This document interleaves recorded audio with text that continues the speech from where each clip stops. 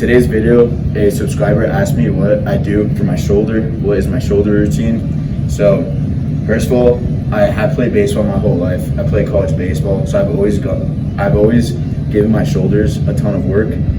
So it's arguably one of the best body parts on my body. And the first exercise I do is Arnold press.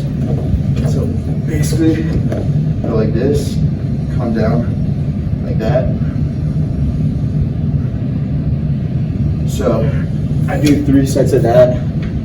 My last set, I do a drop set, so I lower the weight. It's like a superset, and then come over here.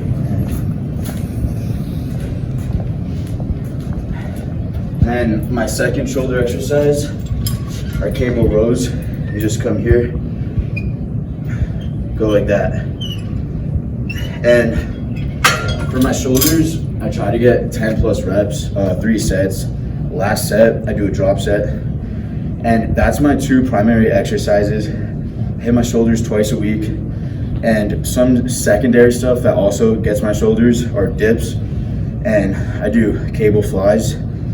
And those are gonna get the more front side of your shoulder, your front delt. But yeah, that's my 2 primary exercises. Hope that answered your question. Ask any more questions down below.